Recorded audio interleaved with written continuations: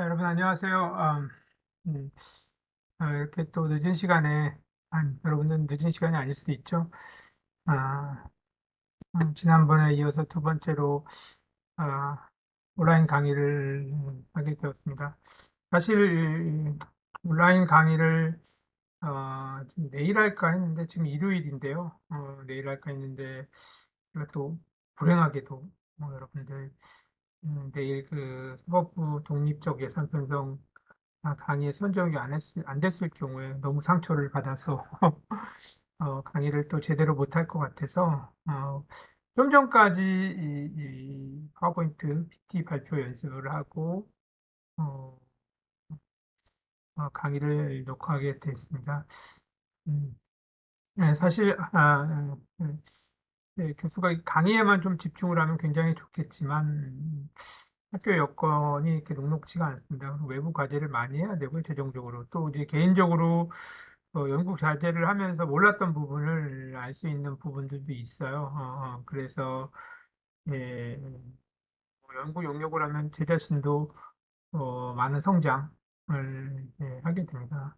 어쨌든 제가 이제 공지 드린 대로 내일 선정이 되면 여러분들한테 수요일 날 맛있는 커피를 대접을 하도록 하겠습니다.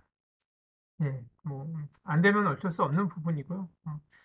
보니까 헌법학회에서도 왔고, 뭐, 재정법학회에서도 왔고, 우리나라의 이제 법학 쪽에 이제 쟁쟁한 분들이 많이 오셨더라고요. 그래서, 뭐, 가능할지는 모르겠는데, 어쨌든, 내일 제가 최선을 다하도록 하겠습니다. 그래서 혹시, 이게 또, 선정이 되고 연구를 시작하게 되면, 여러분들 중에 관심 있는 분들, 일부, 좀 신청을 받아 연구에 같이 할 수 있게끔, 제가 한번, 마련을 해보도록 하겠습니다. 자, 그러면 이제 우리 지난 시간에 이어서 오늘은 이제 주로 예산의 개혁, 예산을 어떻게 효과적으로 효율적으로 쓸 수 있는지 이런 개혁에 대해서 이제 공부를 할 거고요. 그런 이제 개혁적인 이론 하에 굉장히 많은 예산 제도들이 이제 발생을 했습니다. 또 우리 지난 시간에 배운 내용을 조금 보면 음, 네, 요 공유 화면이 보이시나요? 우리 이제 지난 시간까지 우리 예산 이론 큰 줄기 두 줄기의 이론이 있죠. 그런가요? 우리 이 합리주의 예산 이론과 그쵸? 점중주의 예산 이론이죠.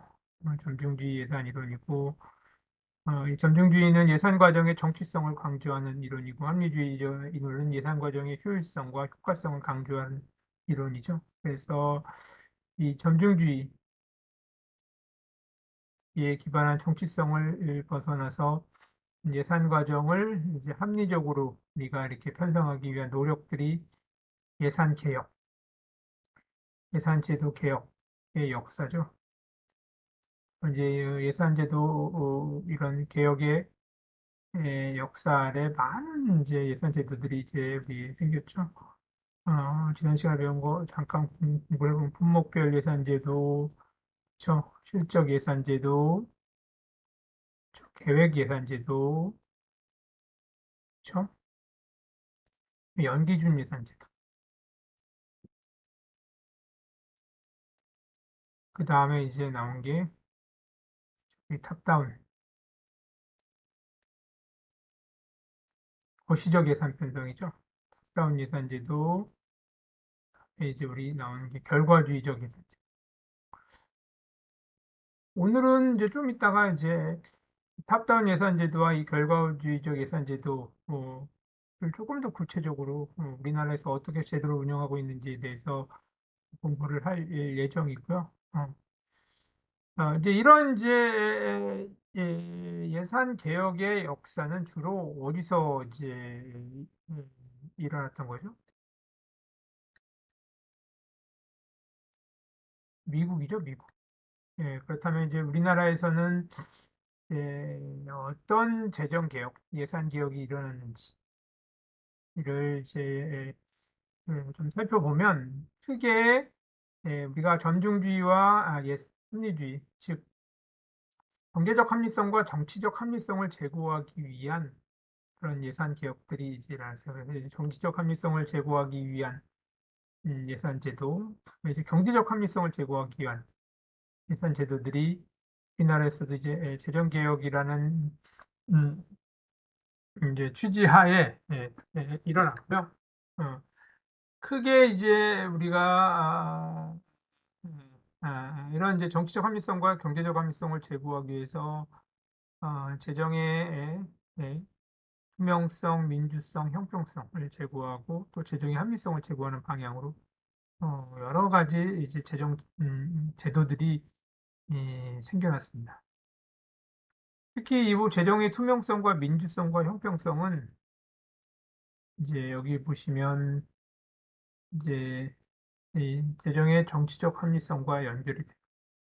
그리고 이제 재정의 경제적 합리성, 재정의 운영의 효율성과 효과성을 높여서 재정 건전성을 제고하기 위한 노력들은 요 재정의 합리성하고 연결되죠. 예. 이런 이제 정치적 합리성과 경제적 합리성을 제고하기 위한 이제 그런 노력들 그리고 그거에 기반한 그걸 구현하기 위한 제도들이 많이 있었고요. 그걸 좀 구체적으로 살펴보면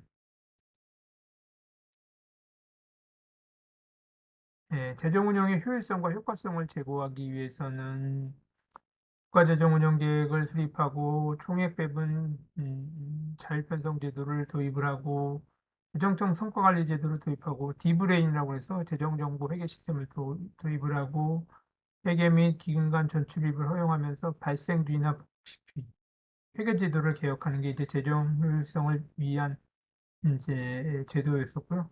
우리가 재정 민주주의를 실현하기 위해서 재정의 투명성, 민축성, 형평성을 확보하기 위해서는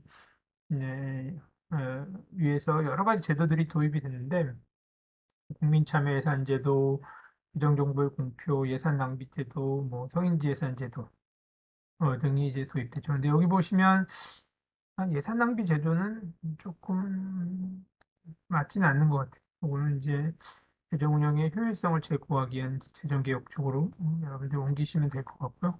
음. 사실 여러분들 아 저는 이 재정 운영의 효율성과 재정 이제 민주성을 제고하기 위한 이제 두 가지 제도에 아주 결정적인 역할을 했어요. 뭘까요, 여러분?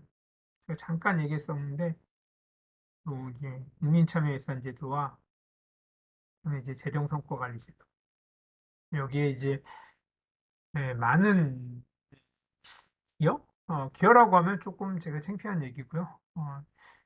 많은 연구를 했었고 제도 도입 과정, 제도의 성숙화와 제도의 운영 과정 속에서 제가 여러 가지 이제 아이디어를 제안했고 그런 부분들이 이제 많이 반영이 되었습니다. 특히 여기 밑에 보시면 이제 국민참여제도, 국민참여예산제도 같은 경우는 이제 예산 과정에 국민들이 직접 참여해서 예산을 결정하는 제도입니다. 물론 이제 모든 국민들이 전체 예산을 결정하는 건 아니고요. 국민들로부터 예산 사업에 대한 제안을 받고 그 받은 제안들을 예산 국민 참여단을 구성을 해서 직접 이제 선정하는 직접 민주주의의 형태로 운영이 되어 왔고요. 이거는 이제 문재인 정부 2017년에 처음 도입이 됐습니다. 누가 만들었을까요? 이거는 뭐 제가 만들었다고 하기는 좀 그렇고 제가 이 제도의 골격을 짜는데 큰 역할을 했죠. 기획재정부 참여예산과와 같이 그때 생각하면 힘든데 밤새도록 뭐 이렇게 토론하고 고민하면서 제도 운영에 대한 지침들 법안 만들고 그렇죠. 그래서 제도 운영의 골격을 만들었어요. 어쨌든 지금도 이 제도는 아직까지 잘 운영이 되고 있고요.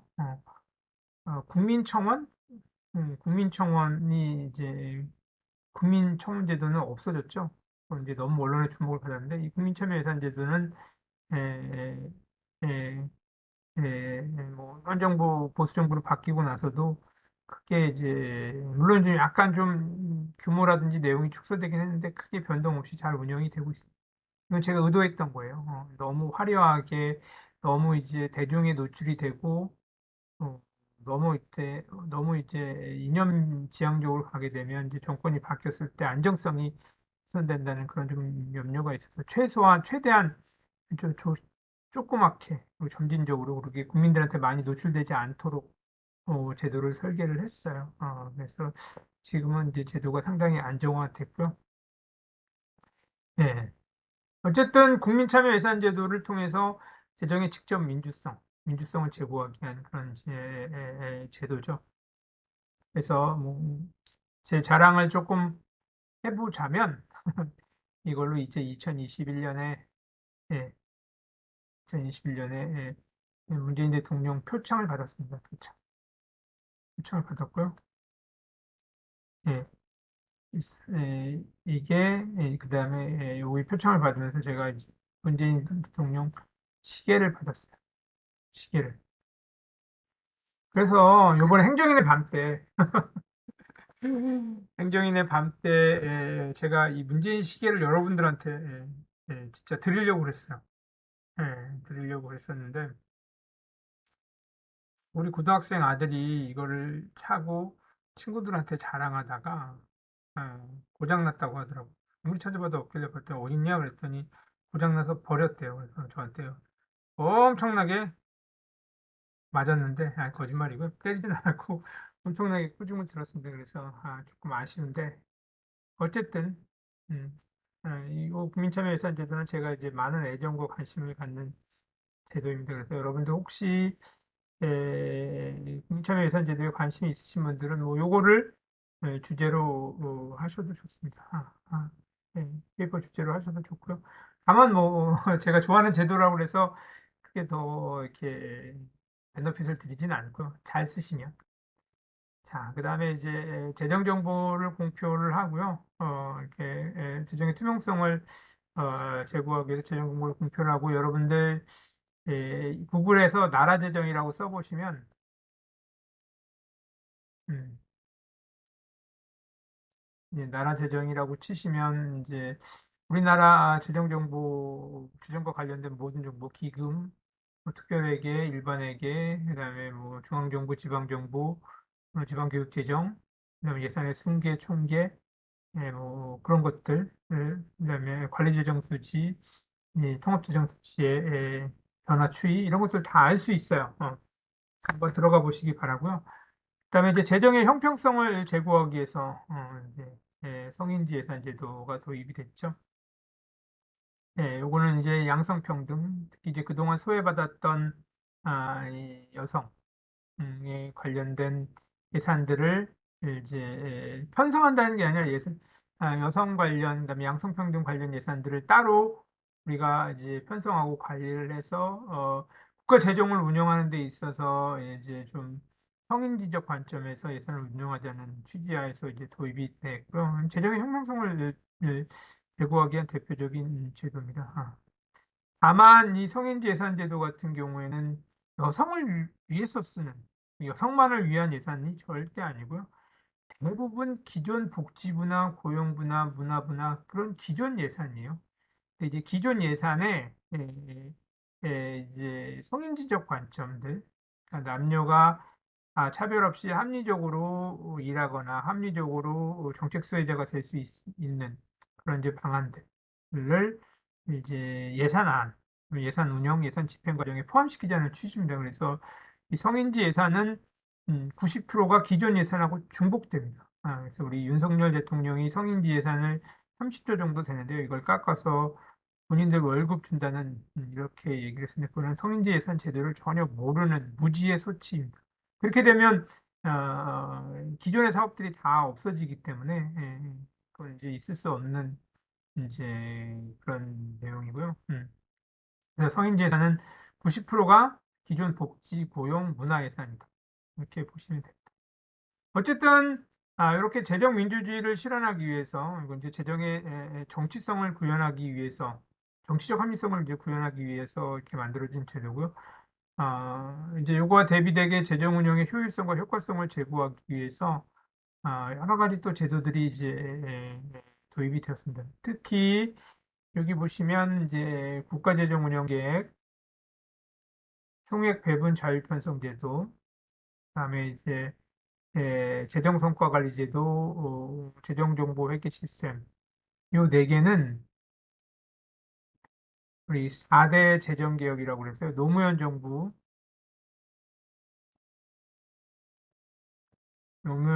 4대 재정계획이라고 그래서 재정개혁 지어졌네요. 요 네 개, 하나, 둘, 셋, 넷, 요 네 개는 노무현 정부 때 이제 4대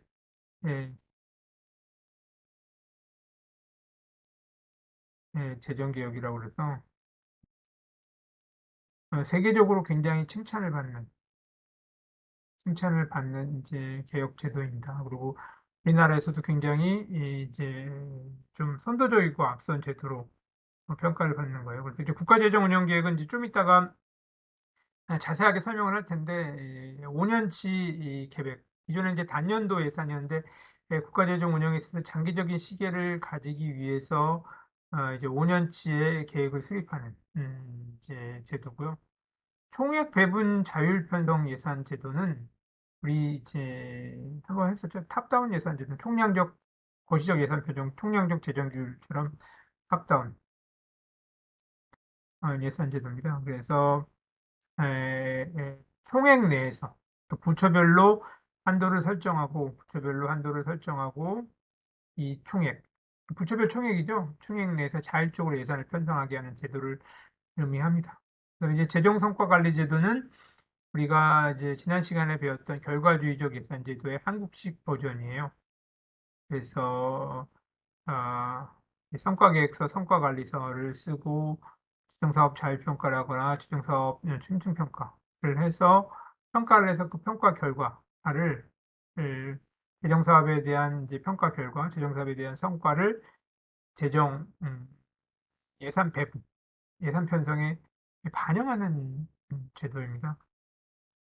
이제 우리나라는 이제 미국의 GPRA나 하트 를 벤치마킹해서 도입을 했는데 미국보다 훨씬 더 잘 운영을 했어요. 잘 운영을 해서 전 세계적인 이제 모범 사례로 이제 평가를 받고 OECD에서 퍼포먼스 베이스 버지팅이라는 이름으로 이제 전체 한 30 몇 개 나라를 평가를 했는데 우리나라가 1등을 했어요. 그러다 보니까 자꾸 제 자랑만 하는 거네. 재정성과관리제도는 제가 이제 운영하고 관리했던 제도인데 어쨌든 여러 가지 한계는 있지만 잘 운영을 했습니다. 그럼 이제 마지막으로 재정정보 회계 시스템 D브레인이라고 우리나라 이제 모든 회계 시스템은 정보 시스템이죠. 최근에 이제 이 민원 24가 다운이 돼서 그쵸 금요일 날 다운돼서 지금 어느 정도 복구가 됐다는데 사상 유례가 없는 그런 그런 오류입니다. 있을 수가 없는 건데. 예. 이제 민원 24가 대국민의 이제 행정 서비스를 하는 이제 정부 전선 시스템이라고 보면 재정정보 회계 시스템은 이제 인트라넷이라고 그래서 이 정부의 한 600조 되는 예산 있죠. 예산을 관리하고 입력하고 뭐 하는 재정정보 회계 시스템. 일반인들은 접근할 수가 없어요. 저도 접근이 불가능합니다. 어쨌든 뭐 제대로 운영이 되고 있는지는 모르겠지만 크게 사고가 터지지는 않은 걸로 알고 있어요.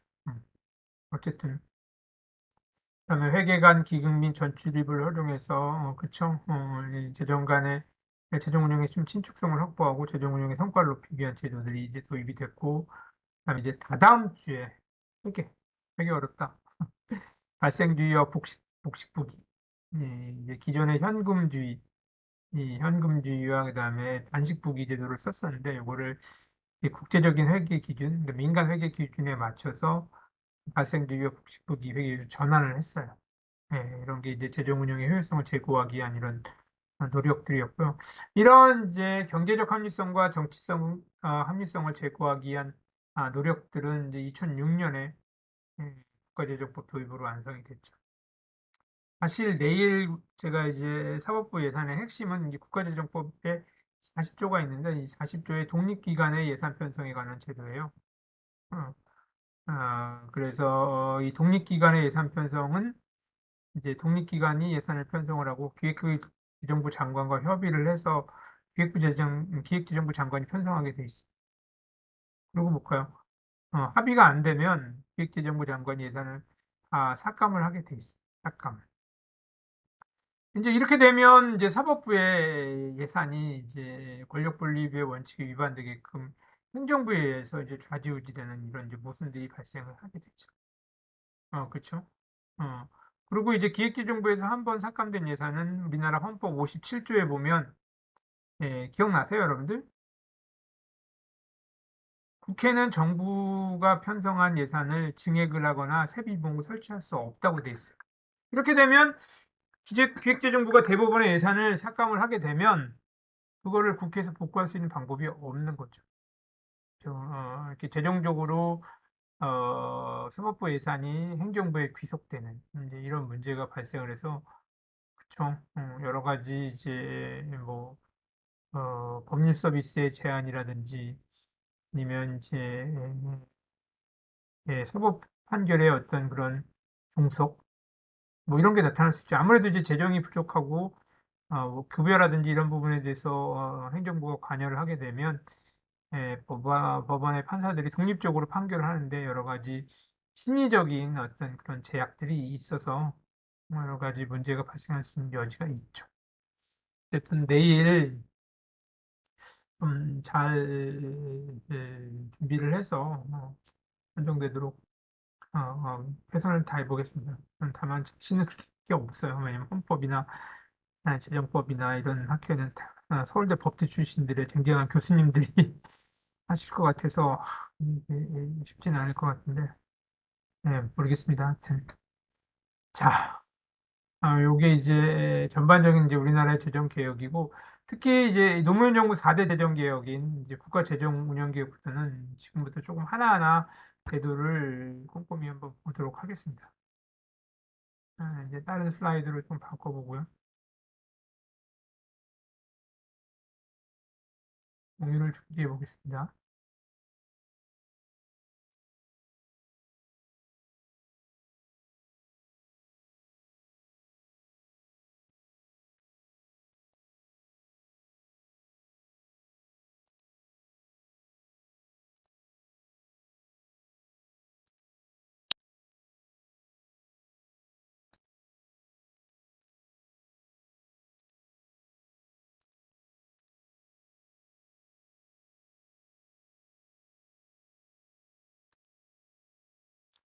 네. 원래 이제 2주에는 국가재정 노무현 정부의 4대 이제 재정 개혁인 국가재정 운영 개념 하향식 예산 편성 재정 성과 관리 제도 그다음에 이제 재정 정보 시스템 디브레인 요 네 개를 이제 다 다뤄야 되는데 너무 양이 많아요. 그래서 이제 국가재정 운영 계획과 하향식 예산 편성 재정 성과 관리 제도는 이제 오늘 하고 그다음에 이제 다음 주에 그다음에 이제 다다음 주에 요 부분 특히 이제 회계제도 공부하면서 여러분들과 좀 더 구체적으로 재정 성과 재정 정보 시스템은 좀 다루도록 하겠습니다. 자, 먼저 이 국가재정 운영 계획을 설명을 하면 이제 국가재정 계획을 우리가 이해를 하기 위해서는 단연도 지출책 우리가 단연도 예산을 이해를 해야 돼. 왜 단연도 예산을 편성을 할까요?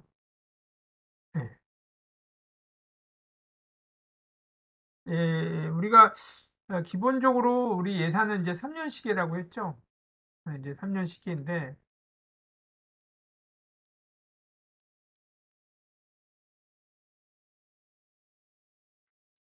이거는 이제 예산의 편성, 예산의 집행, 그다음에 결산을 이어지는 거고 내용적으로는 우리는 이제 1년이죠, 1년. 단년도 예산 체계에 근거하고 있습니다.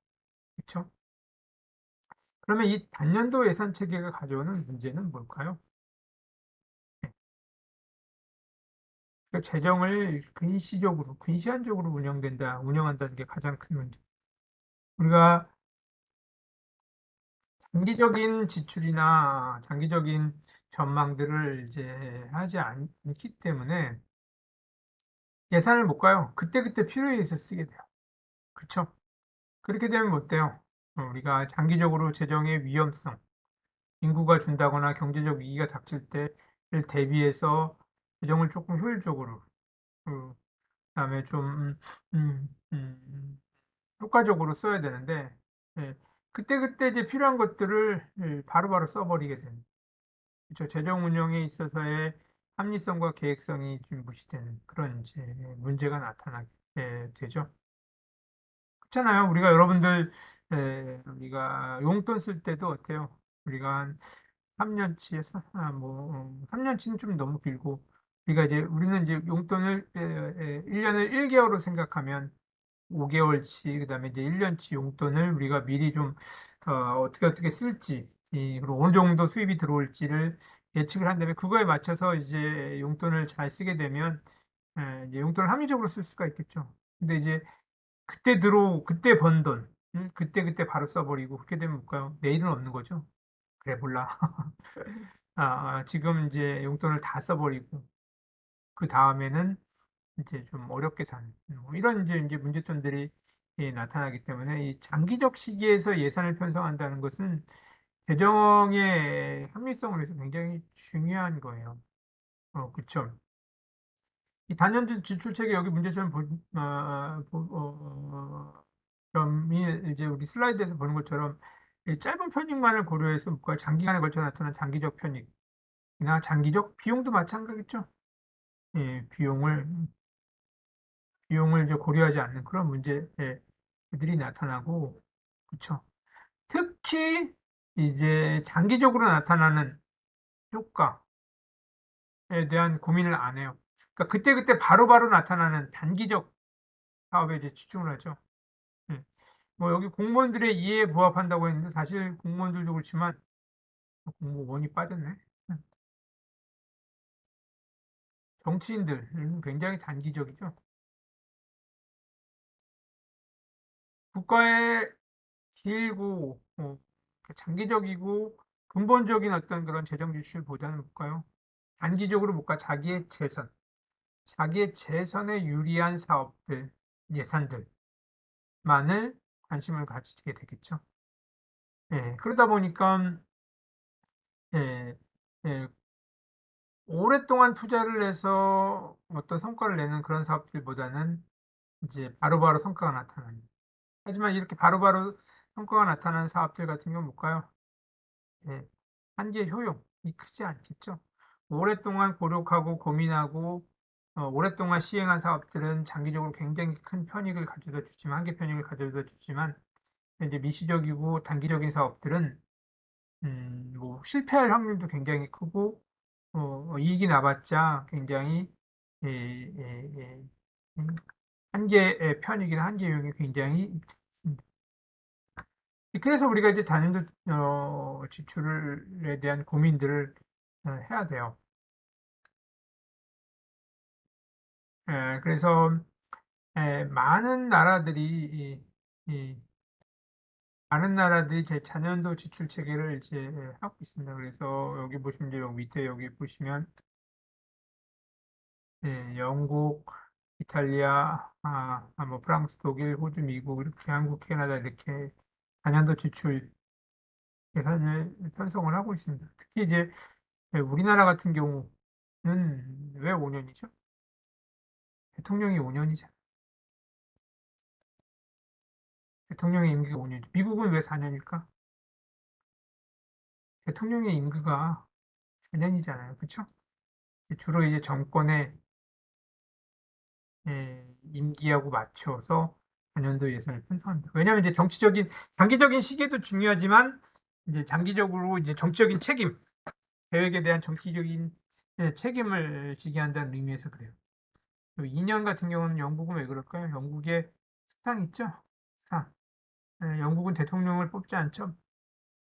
영국의 수상은 이제 총리라고 하죠. 2년. 임기가 2년이에요. 그렇죠? 그래서 우리가 이제 단연도 지출 체계를 이제 편성을 하고 이제 이렇게 단연도 지출 체계를 편성하면 여러 가지 장점들이 있어요. 그렇죠? 그래서 이제 재정 건전화의 수단, 그렇죠? 장기적 시계로 현재 재정 지출이 어떠한 영향을 줄지 우리가 고민할 수 있어요. 그래서 장기적으로 비용이 많이 들어가는 정책들, 사업들은 가급적 편성을 안 하죠. 장기적으로 비용이 많이 들어가. 근데 비용이 들어가더라도 뭔가 장기적으로 효과가 나타나면 편성할 수 있어요. 그렇게 되면 뭘까요? 이제 장기적으로 비용이 많이 들어도 효과가 나면 그게 경제 성장에 기여하고 경제 성장에 기여하게 되면 세금이 더 많이 거치게 되고 그러면 재정 건전성이 좋아지겠죠. 수입이 늘어나니까. 반대로 뭔가 장기적으로 비용이 많이 들어가는 것들은 우리가 미리 이제 예측을 해보면 그런 예산들은 가급적 편성을 안 하기 때문에 이제 비용이 축소되면서 지출이 축소되고 또 그것도 재정 건전성에 기여할 수 있는 거죠. 그다음에 이제 전략적으로 재원 배분이 가능해져 계획 예산 성과의 연계가 가능해지면서 계획을 세웠으면 이 계획에 맞춰서 예산이 배정하고 그다음에 그 예산의 성과를 이렇게 연결시켜서 우리가 예산을 편성할 수 있어요. 그다음에 이제 각 부처의 계획의 충실성과 유기적 연계가 가능해져. 우리가 이제 장기적인 이제 정책을 우리가 뭐라고 했죠? 계획이죠. 그래서 이런 계획들이 굉장히 많이 있어요. 사회보장 기본 계획, 뭐 저출산 기본 계획 이렇게 계획들이 많이 있는데 그런 계획들과 이제 단연도 예산이 연결이 될 수 있어요. 우리가 계획 중에 제일 대표적인 계획은 뭐냐면 우리 정부의 국정과제예요. 국정과제. 국정과제는 임기 초기에 5년 동안 우리 안철수가 국정과제 위원장을 했었죠. 안철수 그 의원이 윤석열 정부 이제 국정과제 위원장을 했었고, 그래서 5년 동안의 이제 계획들을 발표했어요. 그러면 이제 이런 계획들의 목표를 달성하기 위해서는 어느 정도의 재원이 필요한지에 대해서 우리가 고민을 해볼 수 있으면 이제 연결이 되는 거죠. 그렇죠. 그다음에 이제 장기간의 계획에 근거해 예산안이 정해지기 때문에 그렇죠. 단기간에 예산을 가지고 이렇게 편성하게 되면 정치인들이라든지 공무원들이 자기 이익을 극대화시키기 위해서 여러 가지 게이밍이라든지 정치적인 협상들이 일어날 수 있는데 그런 부분들이 많이 없어지게 되겠죠. 그래서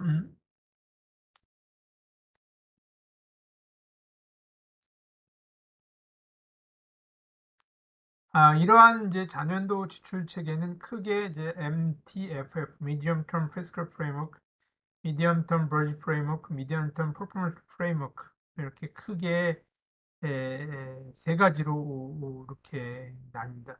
그 밑으로 갈수록 여러분들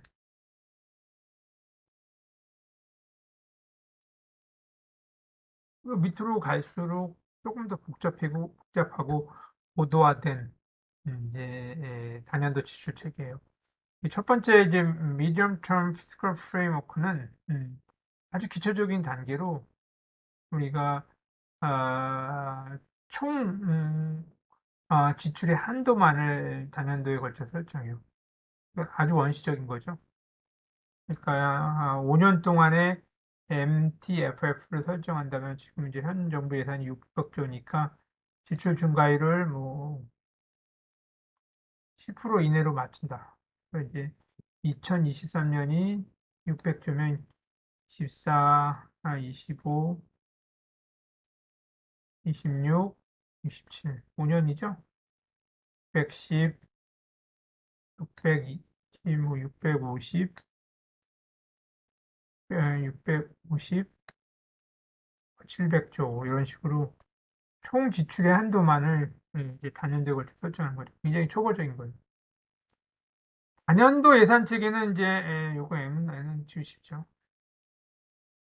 Medium Term Budget Framework라고요. 이렇게 총량도 결정을 하지만 중기부처, 실무부처의 중기 예산 소요를 편성하여 볼까요? 가용제한의 총량을 실무부처 지출계획과 조정한다고 하는 것은 이제 요 밑에 총량 밑에 분야, 부문,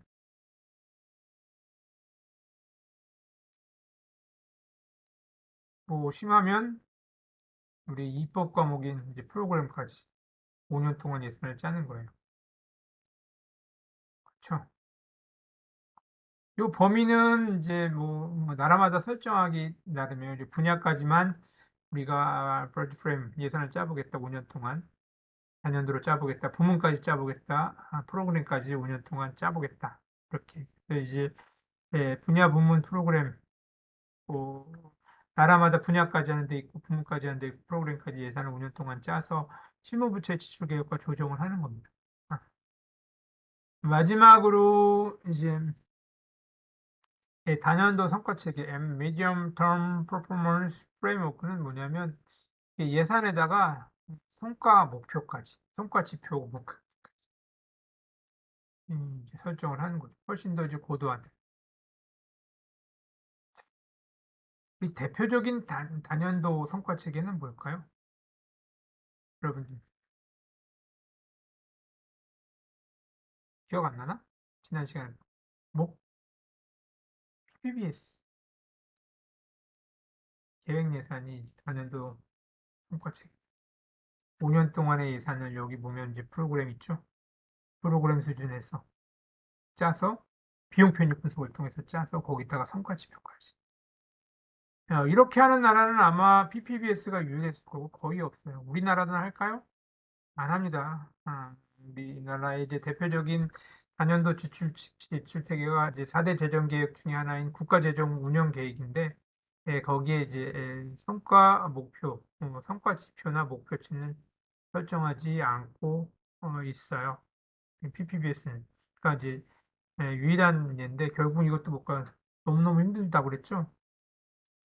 미국의 이제 존슨 대통령 때 맥나마라 국방부에서 시작해서 이제 전 부처, 전 연방 부처로 확대됐는데 결국은 너무 힘들고 너무 시간과 비용이 많이 소요돼서 이거를 이제 안 했어요. 포기하고 GBB로 넘어갔는데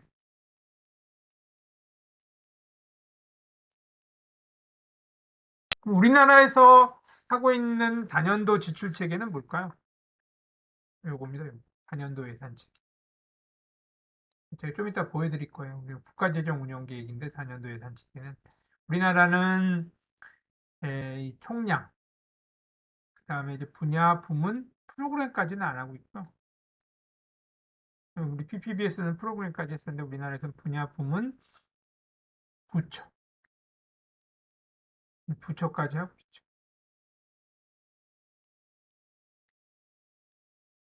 부처까지 이제 단연도 예산, 국가재정운영계획을 짜서 부처별로 이제 한도를 설정을 해요.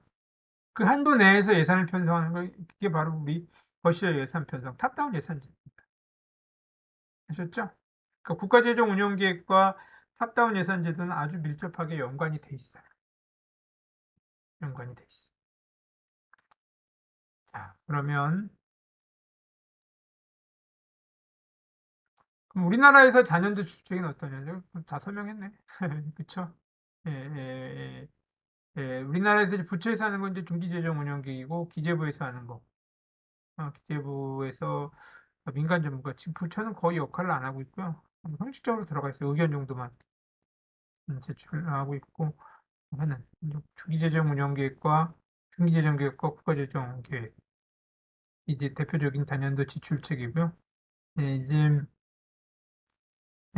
중기재정계획은 부처에서 이제 자기 부처가 5년 동안 쓸 예산을 이제 전체적으로 이제 한번 계획을 해보는 거예요. 예산 편성. 그쵸? 그러면 뭘까? 예, 그거를 받아 안아서 우리가 이제 기재부가 이제 국가재정운영계획을 짜죠. 그럼 여기서 우리가 다시 한번 복습을 해볼까? 우리 여러분? 이건 이제 예산 편성 과정의 일부분이죠. 정부 예산 편성 과정. 그래서 제일 먼저 우리가 이제 했던 게 이제 부처의 중기재정 운영 계획이죠. 중기재정 계획이죠. 저 이제 자체적으로 작성하고 그걸 기재부에 통보를 하면 어때요? 기재부가 이제 그거를 가지고 국가재정 운영 계획, 국가재정 계획을 짭니다. 5년 동안. 그것도 이제 5년이죠. 5년. 5년 동안 국가재정 운영을 짜고 그 해에 그 해에 이제 5년이면 이제 현재죠. 시작점인 현재의 총량과 그다음에 이제 분야, 부문, 부처별 한도를 정해서 예산 편성 지침과 함께 이제 부처에 내려보내죠. 예산 편성 지침을. 예산 편성 지침을 공식적으로는 예산 편성 지침인데 비공식적으로는 부처별 총량을 내려보내죠. 그럼 이제 부처가 이제 그거에 근거해서 이제 예산을 편성해서 뭔가 기재부에 예산 요구를 하죠. 올 30까지 예산 요구를 합니다. 부처가. 근데 여기서 이제 예산 요구를 하고 기재부는 뭘까요? 부처 예산 요구와 얘를 심사를 하죠, 심의. 그래서 예산을 정부 예산안을 이제 확정하는 그런 과정을 거치죠. 이걸 우리가 뭐라고 했죠? 예산 사정이라고 했죠. 예산 협의를 하고 그렇죠. 그다음에 이제 정부 예산안을 확정해서 어? 정부 예산안을 확정을 해서 그렇죠. 국회에 보내면 그렇죠. 국회에서는 국가 확정해서 국회 송부죠. 올 2일까지 국회 송부를 하면 국회에서는 못 가. 상임위죠. 상임위 예비심사, 상임위 예비심사, 예결위 못 가 종합심사를 거쳐서 예결위 종합심사를 거쳐서 이게 글씨가 영 마음에 안 든다. 좀 짧고요. 어이, 다 날라갔어. 어떡해. 속상하네요, 여러분. 빨리빨리 할게요, 그러면.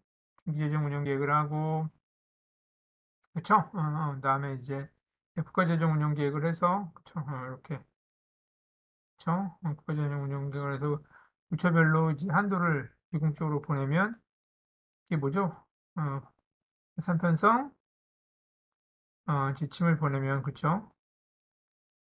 지침을 보내면, 이제 그거에 근거해서 예산 편성 지침에 근거해서 거기 이제 예산안도 있어요. 예산 요구를 하고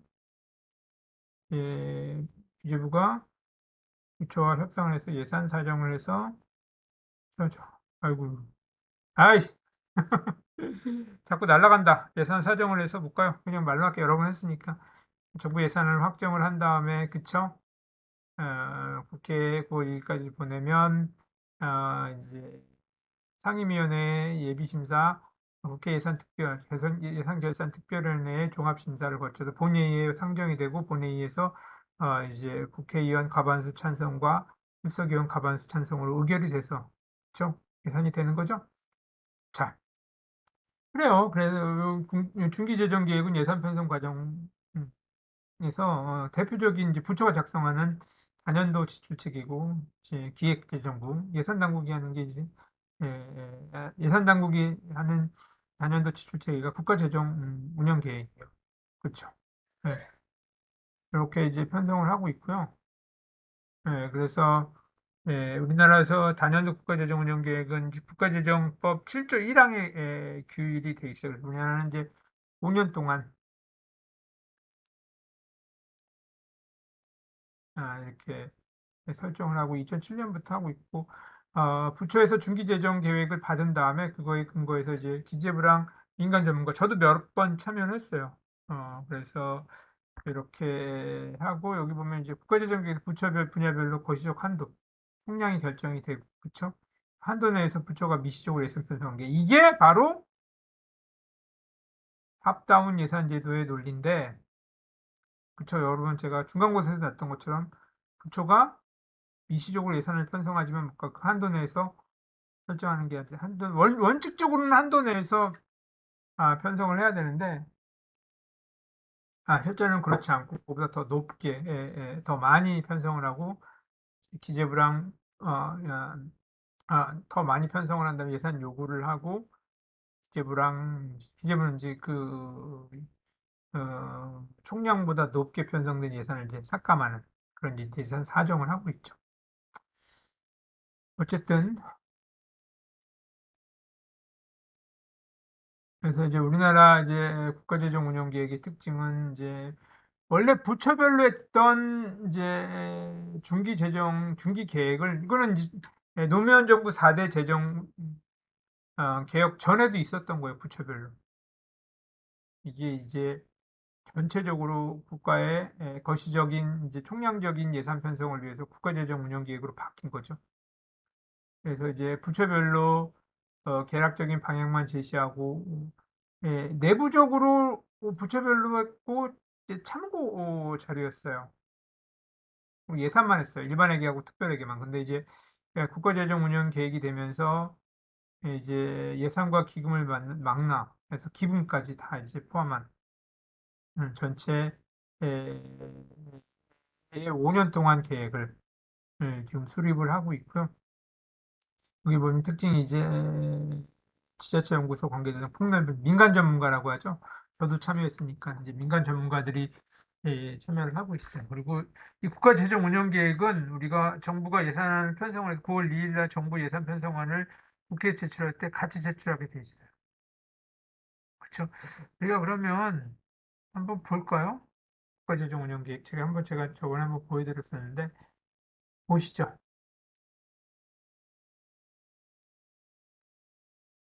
어떻게 돼 있는지 한번 보시죠.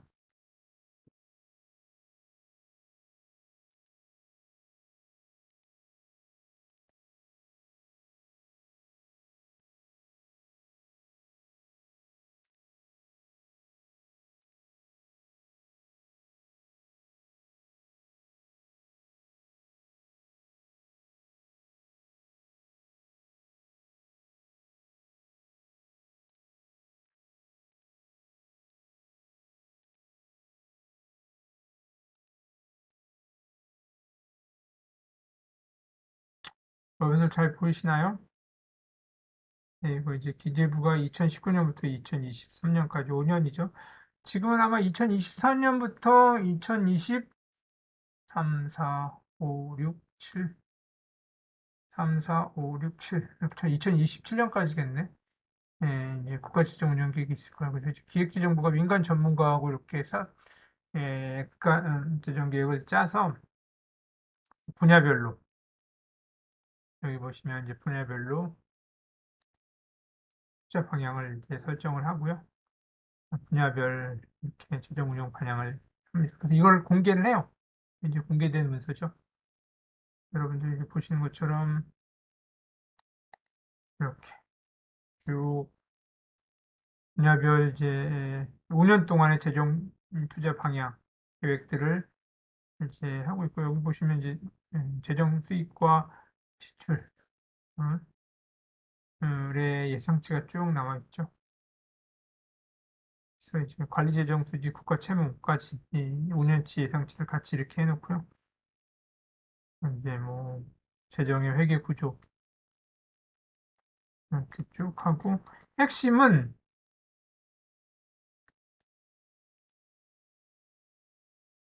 핵심은 어디 있냐면 여기 있다. 여기 있어요. 분야별 재원 배분기. 지금 이제 2027년이죠. 매년 업데이트를 합니다.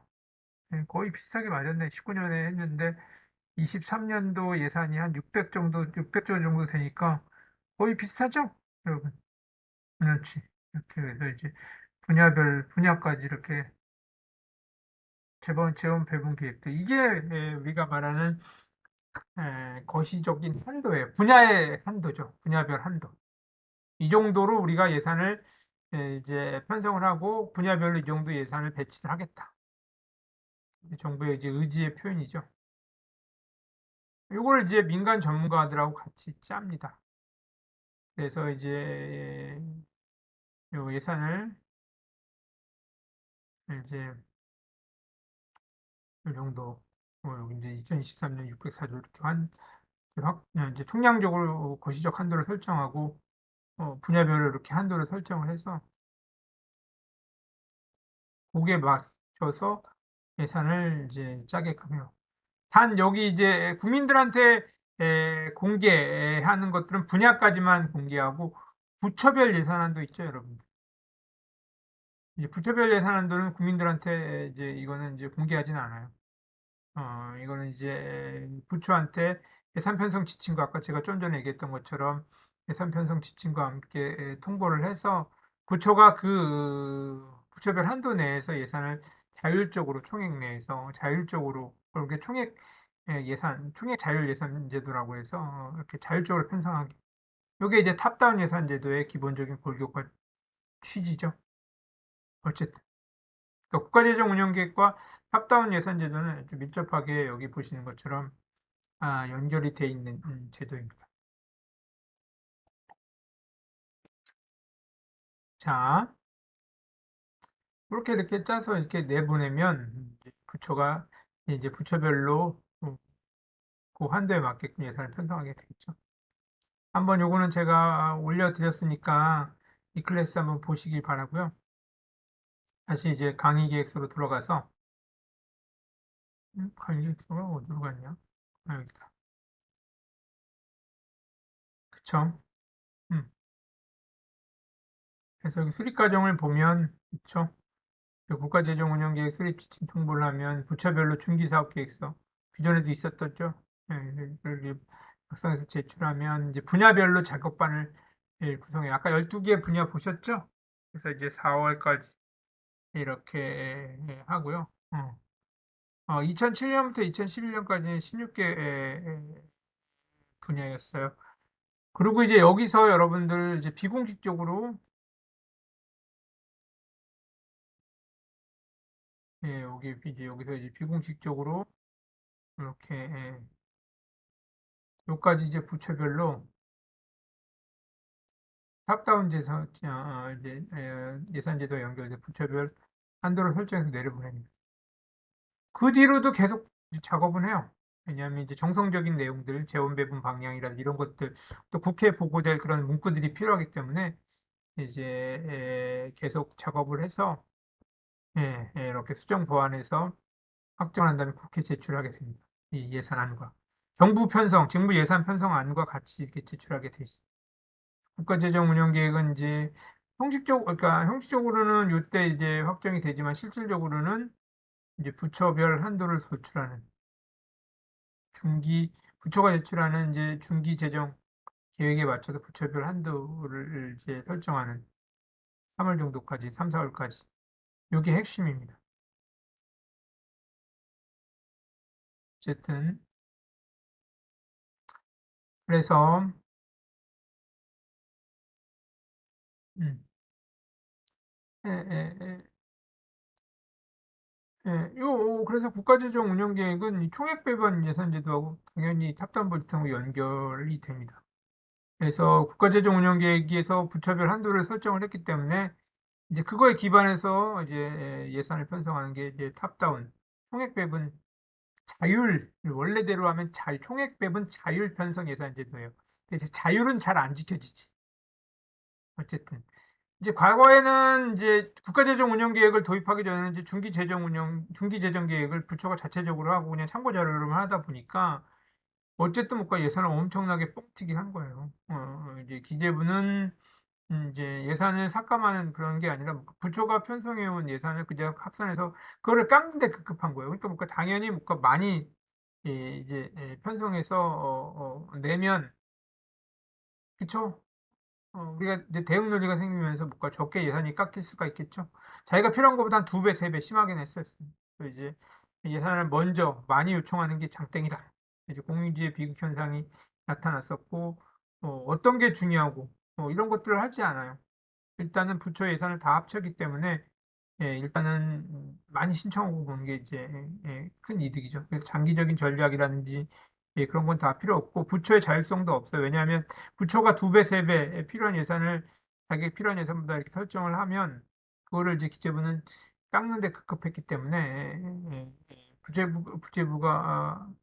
기재부가 굉장히 많이 힘을 가졌었죠. 그래서 이제 이런 이제 바텀업을 하게 되면 제한된 자원을 많은 사용자들이 뭔가 과다 사용하는 그런 공유주의 비극이 나타나게 됩니다. 그러니까 못 가. 이걸 해결하기 위해서 어떻게 할까요? 여러분, 전체와 부분을 분리한 2단계 예산 편성 과정. 탑다운 예산 제도를 하게 되면 이런 부분이 많이 해결이 돼요. 어떻게? 우리가 1단계에서 볼까요? 1단계는 중앙 예산 당국, 재정 당국에는 볼까요? 거시적 예산, 거시적. 집권적으로 볼까? 한도를 설정하는 한도. 총액에 대한 한도, 분야에 대한 한도, 부문에 대한 한도, 부처에 대한 한도를 설정을 하면 이게 1단계예요. 그럼 뭘까? 2단계에서 뭘까? 2단계에서 부처는 뭘까요? 2단계에서 부처는 뭘까? 미시적으로. 2단계에서 미시적으로 뭘까? 이 한도 내에서 뭘까? 미시적? 그 다음 뭘까? 한도 내에서 뭘까? 자율적으로 편성하게 하는 제. 왜? 네가 만약에 국토교통부가 이제 전체적인 어떤 그런 이제 예산 편성의 관점에서 이제 국토부 예산이 30조 정도 한도를 딱 설정해서 내려보내면 국토부는 못 가요. 이 30조 내에서 못 가. 예산을 아껴 써야 될 거 아니야. 효과가 나는 사업들을 편성하고 효과가 낮지 않은 사업들은 못 가 없애거나 효과가 높은 사업들 예산을 더 주거나 이렇게 할 수가 있겠죠? 그쵸? 그렇게 되면 못 가요. 이중의 장점이 있어요. 거시적으로 못 가. 예산을 우리가 통제를 하니까 예산의 지출 증가를 막을 수 있고, 그쵸? 부처별, 분야별 거시적으로 딱 기재부가 한도를 설정하니까 이제 그 한도 내에서 한도 이상의 지출을 막을 수 있고, 미시적으로 못 가. 부처 입장에서는 내가 원하는 사업들을 내가 자유롭게 편성을 할 수 있어요. 그러니까 미시적으로 편성한 거에 대해서 못 가. 기재부는 건드리지 않아요. 30조 내에서 니네가 하고 싶은 거 다 해. 하지만 30조 넘지 마. 그러니까 못 가. 부처 입장에서 못 가. 사업의 한계 효용과 한계 편익이 높은 사업들의 예산을 더 많이 배정을 하겠죠. 그러니까 못 가. 자연스럽게 못 가. 예산 사업이나 국가 재정이 효율적으로, 그리고 효과적으로 운영이 되겠죠. 좋은 사업만 편성을 하니까. 이게 이제 이상적인 탑다운 예산 제도의 이제 논리인데, 그쵸, 여기. 총지출 규모에 대한 상한선, 부처의 지출의 상한선, 여기까지가 이제 1단계고, 요게 2단계, 2단계. 근데 여러분 얘기 현실은 어떨까? 자유를 줬더니 뭔가 한도를 넘어서 편성을 하는 거예요. 넘어서 편성. 이거는 왜 이렇게 됐냐면 기재부의 잘못도 있어요.